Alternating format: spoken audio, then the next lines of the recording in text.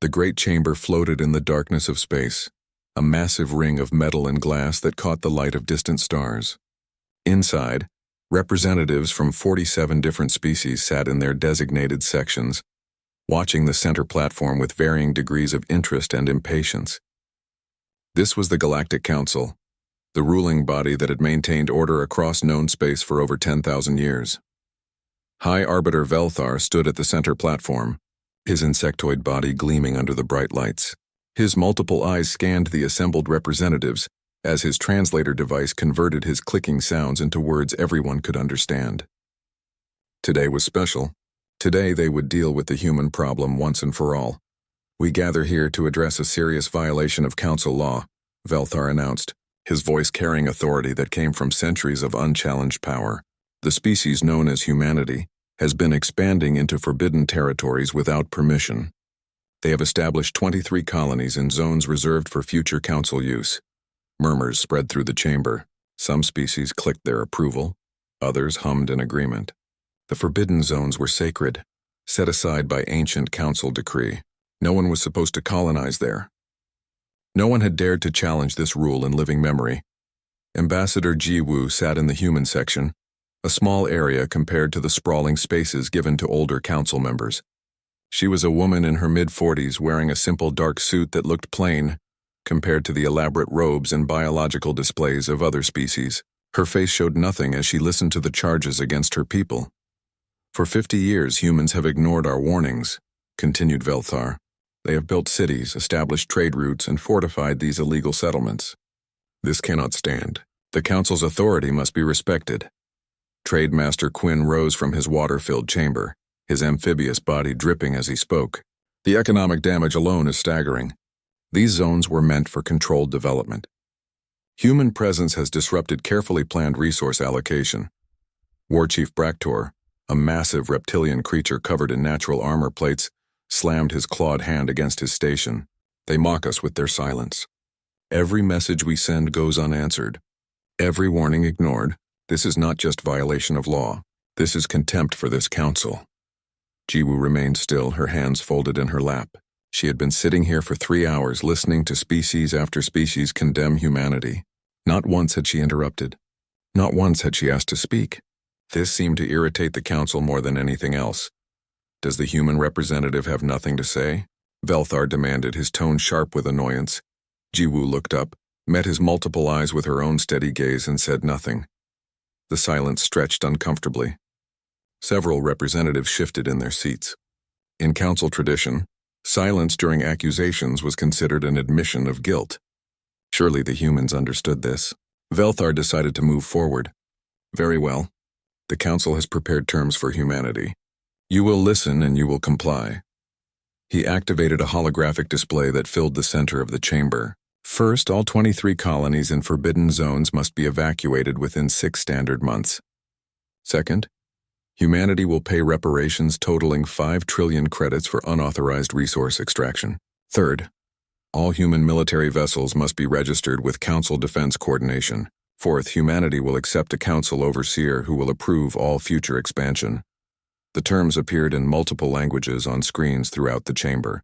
Jiwoo read them without expression. These terms are generous, Velthar continued. We could have demanded complete withdrawal from your outer territories. We could have seized your merchant fleet. Instead, we offer a path to legitimacy. Accept these terms, submit to proper council authority, and humanity can continue as a junior member of galactic civilization. Junior member, Bractor repeated with satisfaction, as appropriate for such a young and aggressive species. Other representatives voiced agreement. The humans had only been in space for 200 years. Most council species had been traveling between stars for millennia. It was only natural that humanity should learn their place in the established order. Velthar turned his attention fully to Jiwoo. Ambassador, you have heard our terms. We require your government's response. Will humanity comply with council authority? Jiwoo stood slowly. She was not particularly tall, especially compared to some of the massive beings in the chamber, but something about the way she moved made representatives pay attention. She walked to the edge of her platform, looking out at the assembled species with calm, dark eyes. High Arbiter, she said, her voice clear and steady. Members of the Galactic Council, I have listened to your charges. I have reviewed your terms. I have heard your demands. Velthar leaned forward slightly, and Jiwoo paused, letting the silence build again. Then she spoke a single word, no. The chamber erupted. Representatives jumped from their seats, voices rising in shock and outrage. Translator devices struggled to keep up with the chaos. How could she refuse? Did she not understand the power of the council? Did humanity have any idea what they were risking? But Jiwoo was already walking toward the exit. She did not run. She did not hurry. She simply turned and walked away as if the shouting behind her was of no concern whatsoever. You cannot simply leave. Velthar called after her. We have not dismissed you, Ambassador. Jiwoo reached the door, placed her hand on the exit panel, and paused. She looked back over her shoulder at the chaos she was leaving behind. The United Earth government does not recognize your authority over our colonies, she said calmly. We do not accept your terms. We will not be negotiating today. You must negotiate, Quinn shouted, his voice distorted with anger. This is how civilized species resolve disputes. Then perhaps, Jiwoo replied. We are not what you consider civilized. She stepped through the door, and it sealed behind her with a soft hiss. For several seconds, no one in the chamber moved or spoke. Then the outrage returned, louder than before. This is an act of war, Braktor roared. They must be taught respect, another representative added. 50 ships, someone else said. Intelligence reports they have barely 50 registered warships in the sector. We could overwhelm them easily. Velthar raised his hands for silence. When the chamber finally quieted, he spoke with cold determination. Convene the War Committee. If humanity will not accept peace, we will impose order by force. The Council has spoken for 10,000 years. We will not be defied by primitives who have barely learned to leave their own star system. The vote was called. 45 species voted in favor of military action. Only 2 abstained.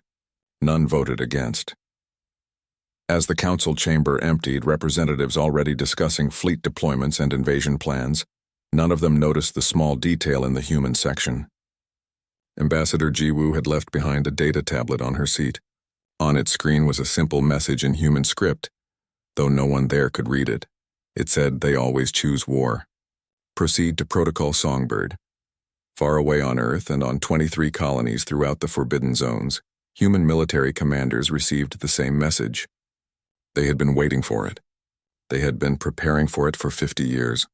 Now the wait was over.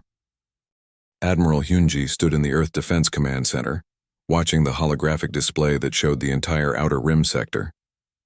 She was a tall woman with gray streaks in her black hair, earned from 30 years of military service. Right now she was watching 500 alien warships gather at the edge of Council space. They are assembling faster than we predicted, said Colonel Tae-sung, standing beside her. He was younger, but his eyes held the same sharp focus. 12 different species contributing ships to the fleet. Good, Hyunji replied calmly. Tae-sung looked at her with surprise. Admiral? The more species involved, the harder it will be for them to coordinate, she explained. 12 different command structures, 12 different tactical doctrines, 12 different communication systems. They think numbers alone will win this battle. On another screen, the Council War Room meeting was being broadcast on public channels. General Mirvan, a towering being with 4 arms and crystalline skin, was addressing the assembled commanders. The human colony of New Busan will be our target, Mirvan announced. It is their largest settlement in the Forbidden Zones. 3 million inhabitants, significant industrial capacity. By taking New Busan, we send a clear message to all human territories.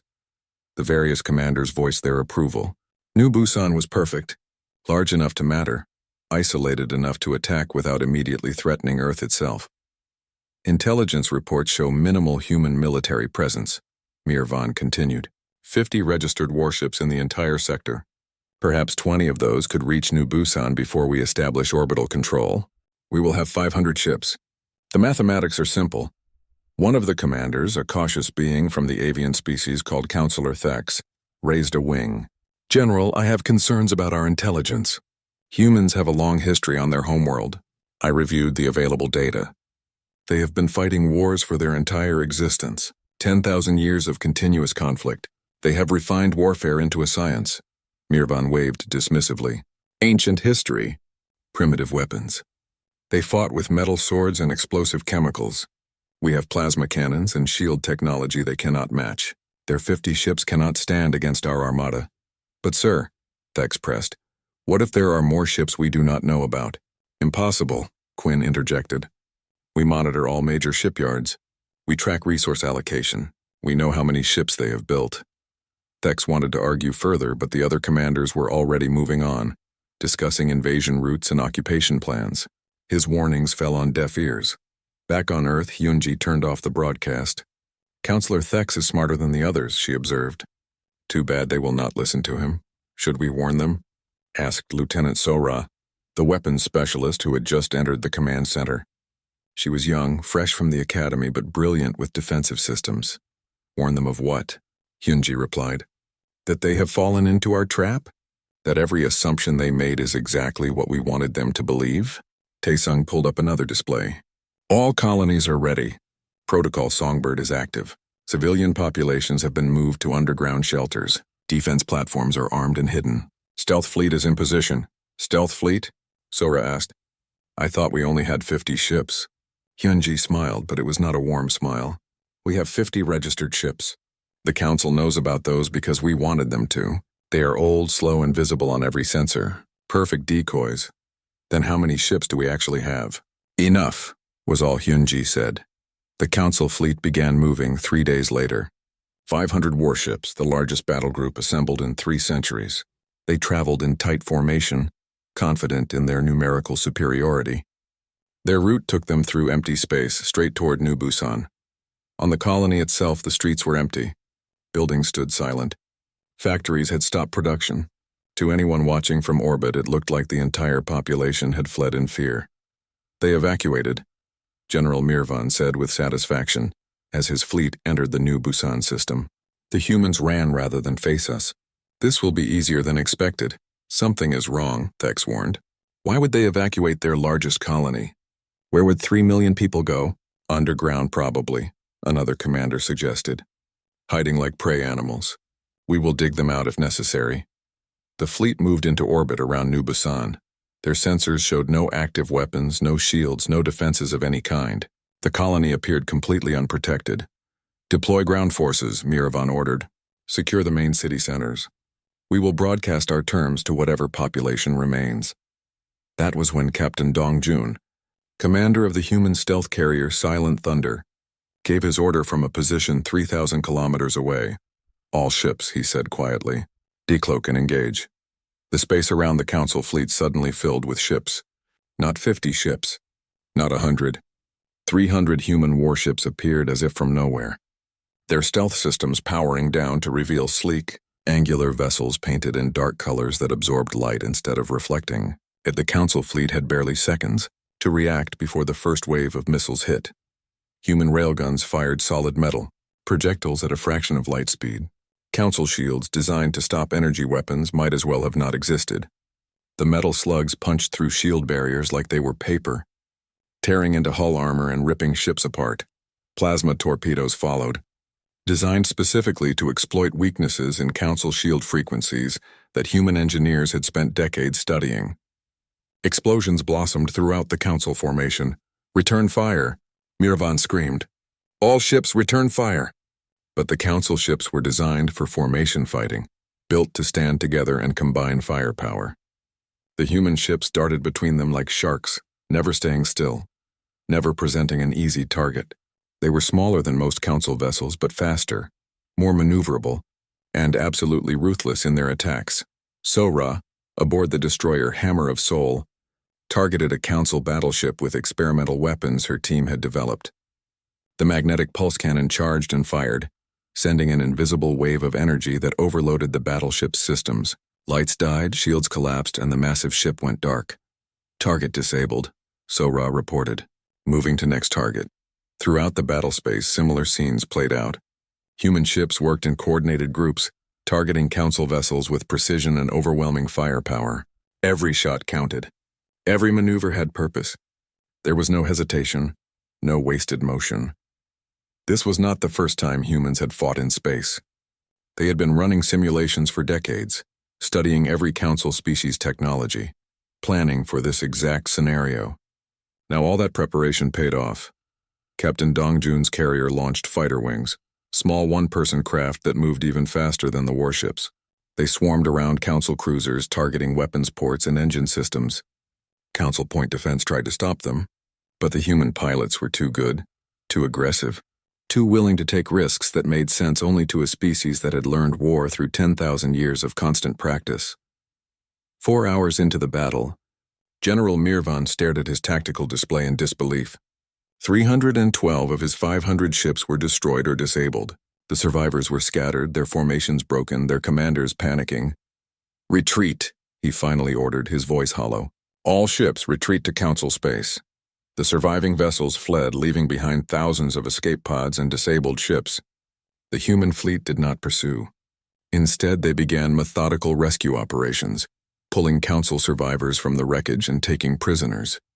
On Earth, Admiral Hyunji watched the battle reports with satisfaction. Total human casualties? 7 ships damaged, none destroyed, Taesung reported.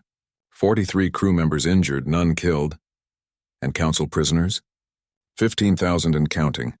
Medical teams are treating the injured according to proper protocols. Hyunji nodded. Now came the important part. She composed a message to be sent directly to the council chamber. "To the Galactic Council," she recorded. "You came to our space with war. We have defended ourselves. Your people are now our prisoners, but they will be treated with dignity and respect. We follow the rules of war even when you do not. If you want them back, send negotiators, not fleets. We are willing to talk." "We were always willing to talk. But we will only negotiate as equals, never as servants. The choice is yours," the message was sent. Throughout the galaxy, species that had watched the council fleet depart with confidence now watched in shock as the survivors limped home in defeat.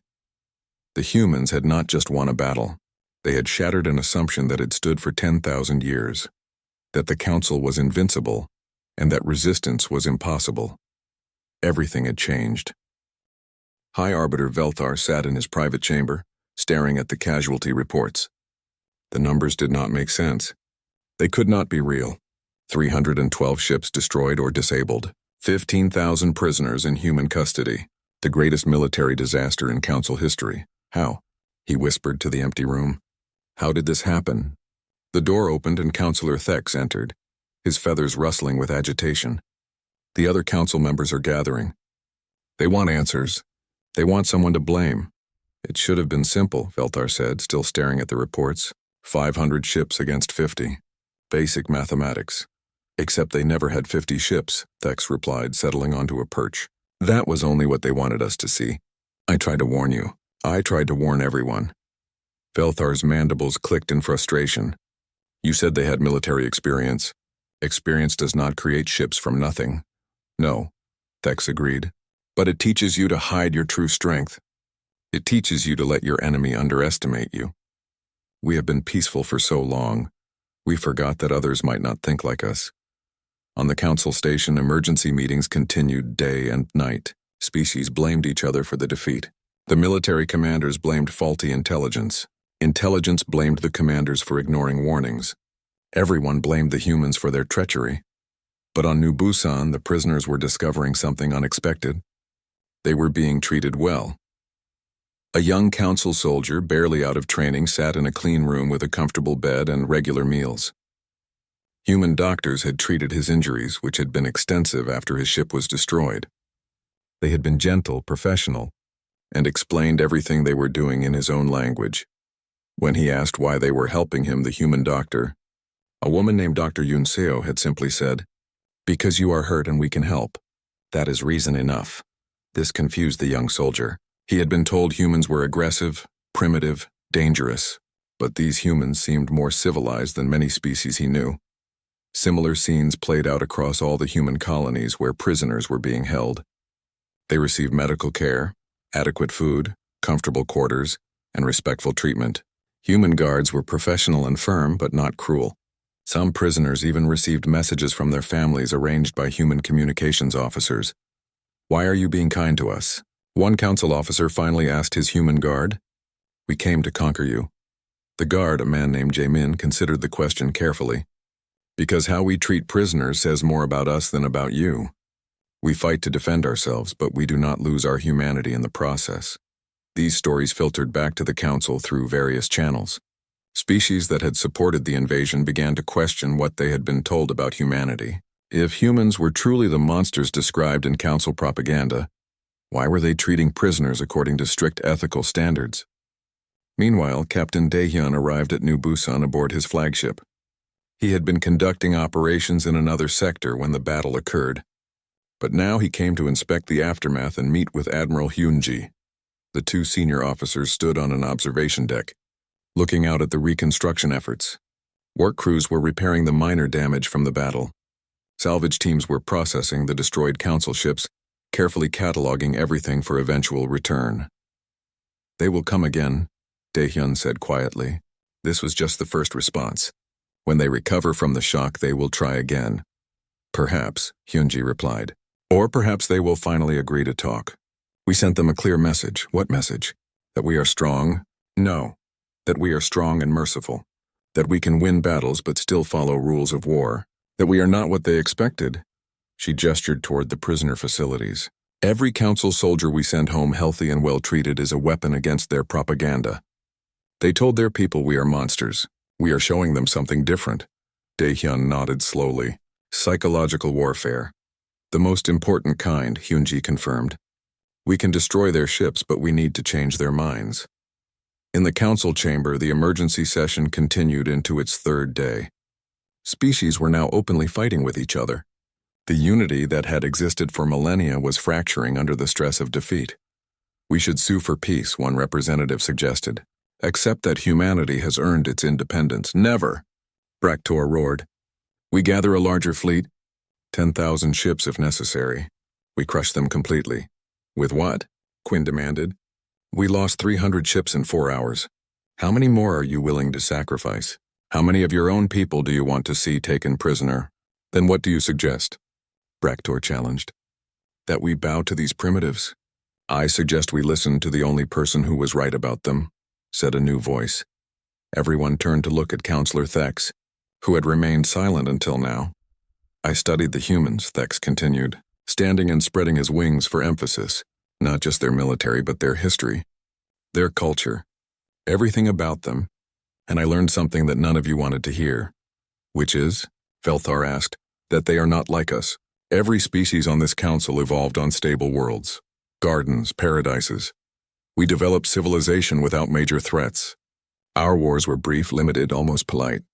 But Earth?" Thex pulled up a holographic display of humanity's homeworld. "Earth is a death world. Extreme temperatures, violent weather, mega-predators, diseases, ice ages, volcanic eruptions. Humans survived apocalypses that would have destroyed any of us." He changed the display to show human history. 10,000 years of constant warfare. Not because they are evil, but because survival on Earth required constant vigilance, constant improvement, constant adaptation. Every generation learned from the last. Every century refined their understanding of conflict. By the time they reached space, they had more experience with warfare than every council species combined. The chamber was silent now, all attention on Thex. "We thought our technology would be enough," he continued. "We thought our numbers would overwhelm them. But technology can be studied and copied. Numbers mean nothing if you cannot use them effectively. What we could not match was their experience, their planning, their willingness to prepare for war while hoping for peace." "So what do we do?" Felthar asked quietly. "We negotiate," Thex replied. "Not from a position of strength because we have none. Not with demands because they will refuse. We negotiate as equals, which is what they wanted from the beginning." "They refused our original terms," someone objected. "Because those terms were not negotiation," Thex shot back. "Those were orders, commands, demands for submission. Would any of you accept such terms if another species issued them to you?" No one answered. "The humans said no because they refused to negotiate from weakness," Thex concluded. "Now we have shown our weakness instead. Now we have no choice but to meet them as equals. Or we can keep sending fleets until we have no fleets left to send." The vote was called. This time, 32 species voted to send negotiators. 10 voted to continue military action. 5 abstained. The negotiators would go unarmed, without preconditions, without demands. They would ask the humans what terms would be acceptable. It was humiliating for species that had ruled the galaxy for 10,000 years, but it was reality. Ambassador Jiwoo received the message in her quarters on Earth. She read it twice, then called Admiral Hyunji. They agreed to talk, she said. Good, Hyunji replied, but we cannot relax. This could still be a trick, I know, but I do not think it is. I think they are finally taking us seriously. Jiwoo paused. Now comes the hard part. We won the battle. Can we win the peace? That depends on whether they can accept the truth, Hyunji said. Which truth? That the galaxy has changed. That the old order is over. That humanity is here and we are not going away. Hyunji looked out at the stars from her command center. We did not ask for this confrontation. But now that it has happened, we need to make sure it never happens again. Jiwoo agreed. The negotiations ahead would be delicate, difficult, and crucial. But at least they would be negotiations, not surrenders. For the first time in their short history as a spacefaring species, humans would sit at the galactic table as equals, not because they were liked, not because they were welcomed, but because they had earned respect the only way the galaxy understood, through strength, through victory, and through proving that their word meant something. The diplomatic station was neutral territory, built centuries ago for exactly this purpose. It floated between star systems belonging to no one, serving as a meeting place for species that needed to talk without the pressure of being on anyone's home ground. Ambassador Jiwoo arrived with a small delegation. Captain Dae-hyun came as military advisor. Dr. Yoon Seo, the xenoanthropologist who had been studying council species for decades, came as cultural expert. They brought no weapons, no guards, only data tablets and prepared presentations. The council delegation was larger. Velthar had come personally, along with representatives from 20 different species.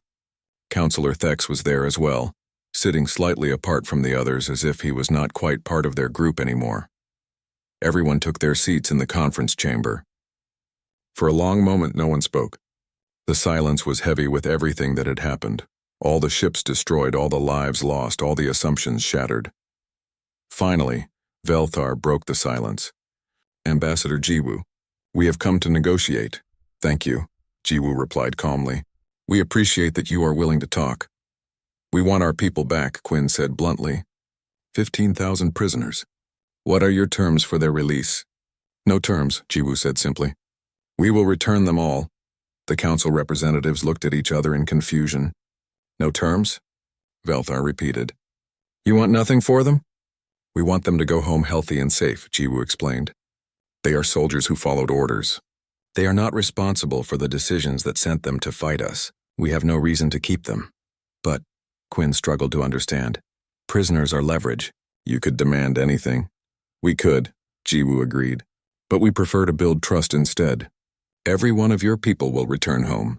They will tell their families, their friends, their communities how they were treated. They will say that humans follow rules even in war. That is worth more than any ransom.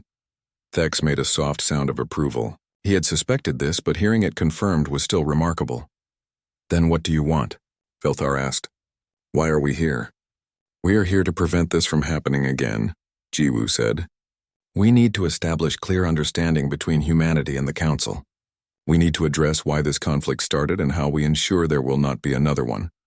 She activated her data tablet, and a holographic map appeared showing the forbidden zones. These colonies are our homes now.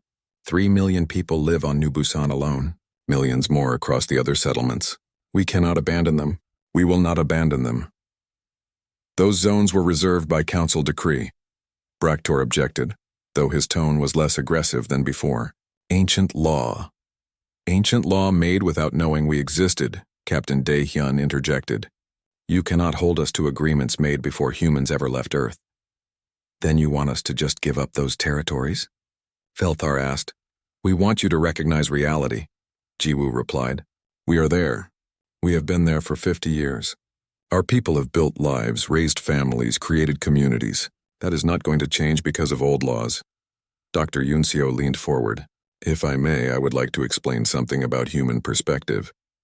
It might help you understand why we cannot accept your original demands. Velthar gestured for her to continue. Yoon Seo stood and activated her own presentation. The hologram showed Earth rotating slowly. This is our homeworld. It looks peaceful from space, but it is actually one of the most dangerous planets in the known galaxy. She pulled up environmental data. Temperature ranges from -90 to +70 degrees in different regions. Violent storms, earthquakes, volcanic eruptions, tsunamis. We have ice ages every 100,000 years that cover half the planet in glaciers. The council representatives studied the data with growing disbelief. Some of those temperature extremes would kill most of them within minutes. Humans evolved in this environment, Yunseo continued. We learned to adapt or die. We learned to plan ahead, to prepare for disasters, to work together for survival. And because resources were limited, we learned to compete, to fight, to defend what was ours. She changed the display to show human history. 10,000 years of recorded warfare, thousands of battles, hundreds of wars. We fought with stones, then metal, then explosives, then nuclear weapons.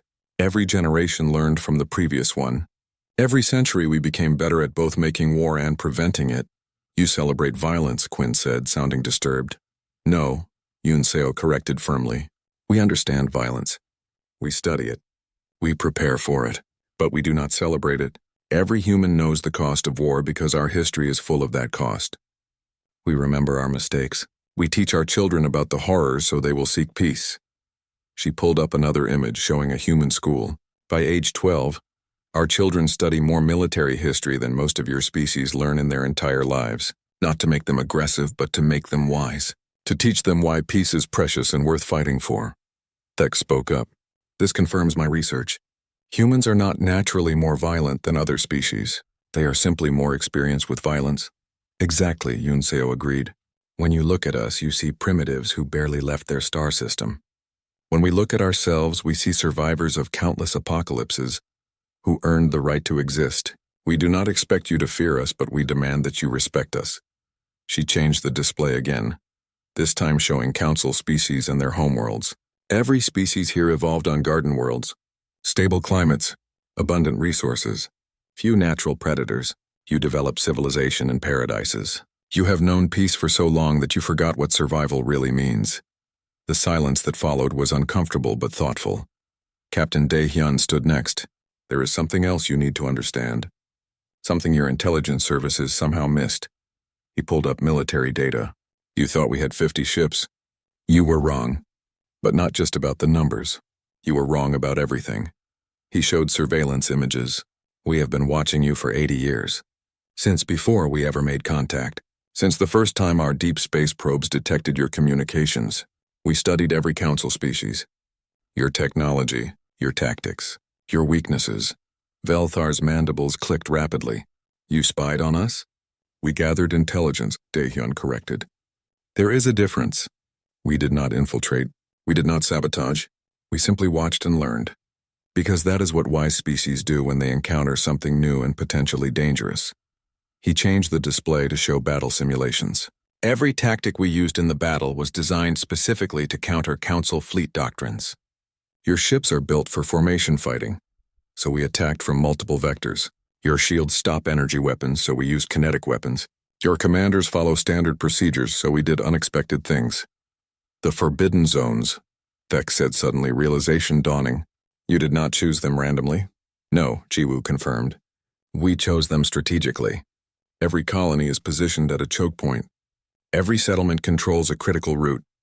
We did not stumble into power. We planned for it. She stood and walked to the center of the room. This is what you need to understand about humanity. We did not reject your terms because we are arrogant or stupid. We rejected them because accepting them would mean accepting subordination, and we will never do that. We have fought too hard, survived too much, come too far to bow to anyone. But, Velthar said slowly, if we had approached you differently, if we had negotiated instead of demanding, then we would not be here now, Jiwoo replied. If you had come with respect instead of ultimatums, we would have been happy to discuss reasonable arrangements. We are not opposed to working with the Council. We are opposed to being ruled by the Council. Quinn looked troubled. You said we have known peace for so long, but the Council has maintained order for 10,000 years. Surely that is better than constant warfare. It is better than some things, Jiwoo admitted. But it is not true peace. It is just the absence of anyone strong enough to challenge you. Real peace requires mutual respect, not just one side being too powerful to oppose. She looked around at all the council representatives. You have a choice now. You can see humanity as a threat to be eliminated. You can try to gather more ships, launch another attack, continue this war. Maybe you will eventually win, or maybe we will destroy so many of your fleets that your entire system collapses. Either way, millions will die, or, Velthar prompted, or you accept that the galaxy has changed, that humanity is here and we are here to stay, that we can be partners instead of enemies, that your 10,000 years of dominance can become 10,000 more years of cooperation, but only if you are willing to share power instead of hoarding it. The room fell silent again as the council representatives considered this. They had come expecting to negotiate terms of surrender, either their own or humanity's. Instead, they were being offered partnership. But partnership meant equality, and equality meant giving up the automatic superiority they had enjoyed for millennia. Finally, Councillor Thex spoke. Speaking for myself alone, I believe the ambassador is right. We can evolve or we can die. Those are the only options. Other representatives began nodding slowly. Not all of them. Not even most of them. But enough, the negotiation was not over. It would take weeks, maybe months, to work out all the details. 3 months had passed since the Battle of New Busan. 3 months of difficult negotiations, heated debates, and slow progress toward something that looked like understanding. Now, finally, both sides stood ready to sign a new treaty that would reshape the galaxy. The council chamber looked different than it had before.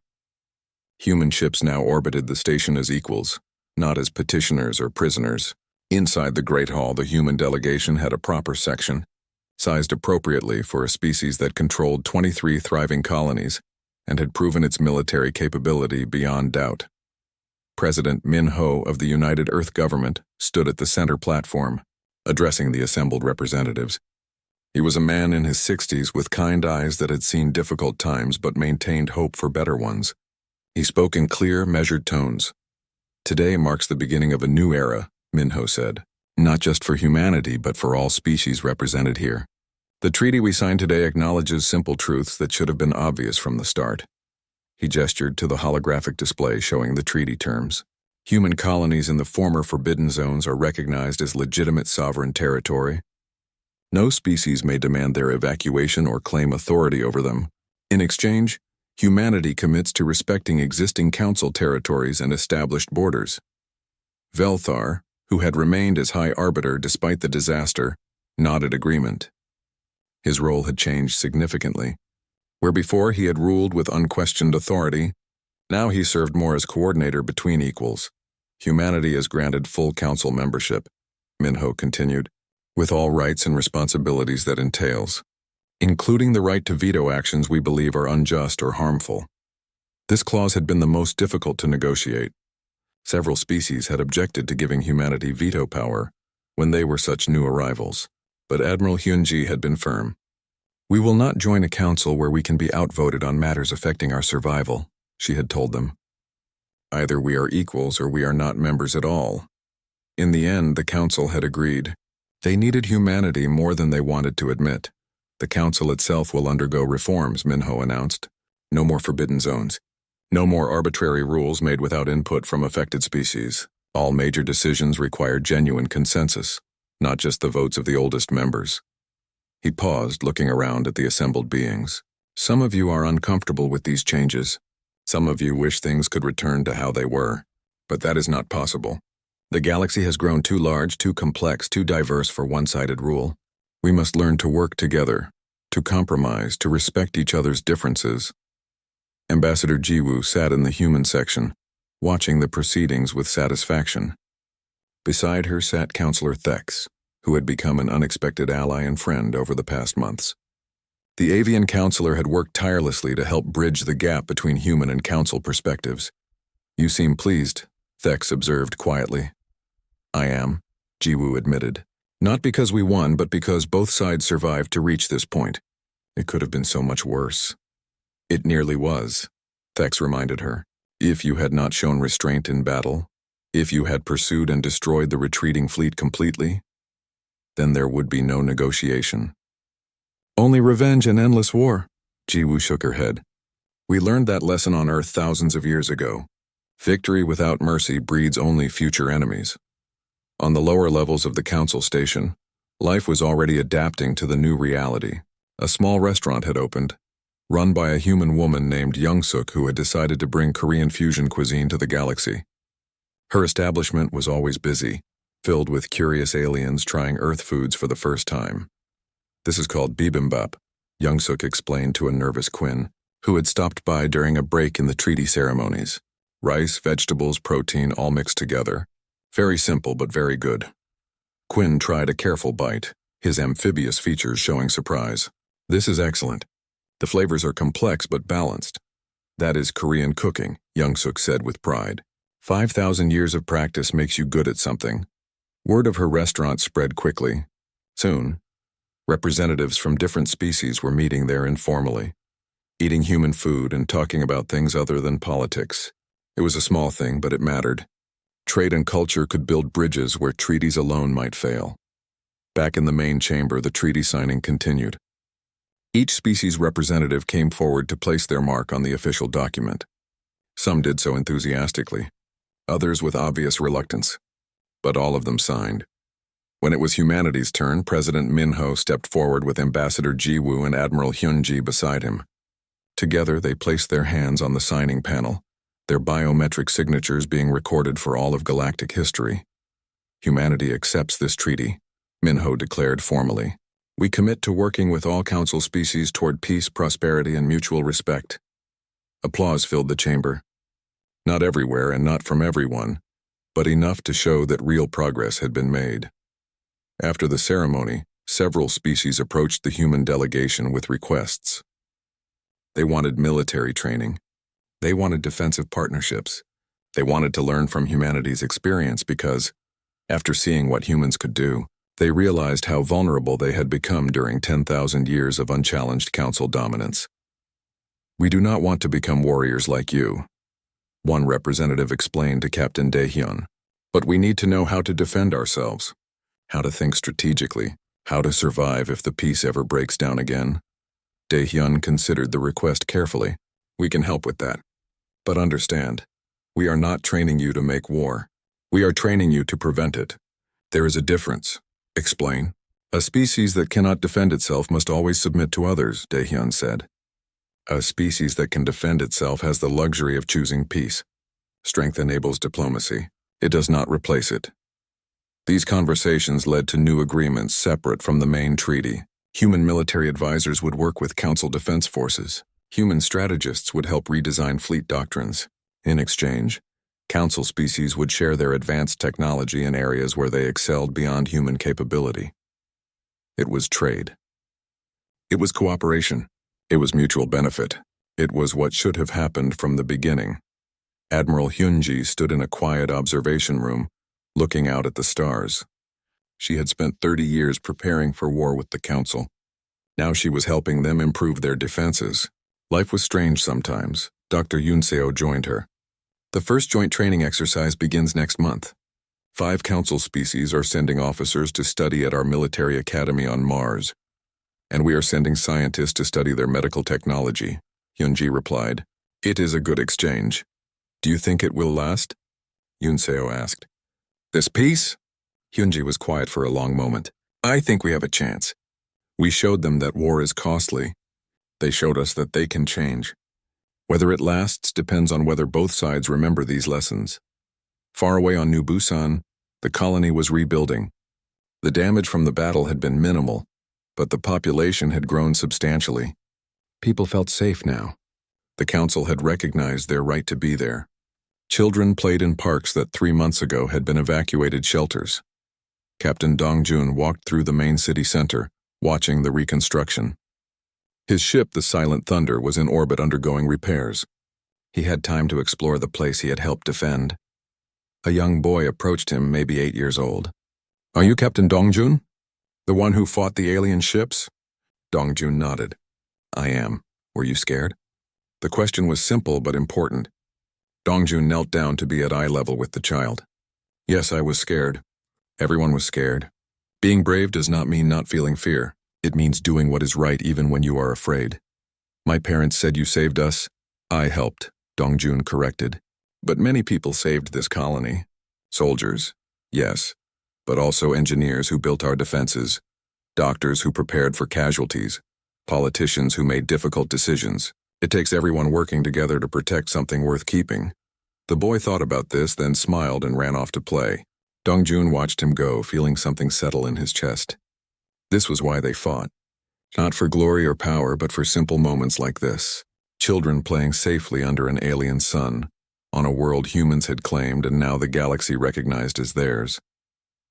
Back on the council station, the celebrations continued into the night.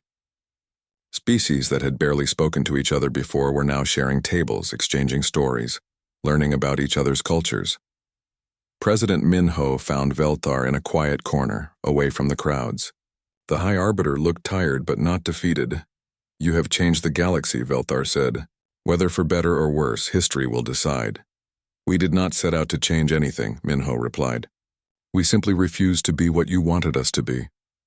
Subordinate, obedient, grateful for whatever scraps we allowed you." Velthar's mandibles clicked in what might have been embarrassment. "I understand now how arrogant we were, how blind. You were comfortable," Minho said gently. 10,000 years of comfort makes any species forget that the universe is not always gentle. "We are not your enemies, High Arbiter. We never wanted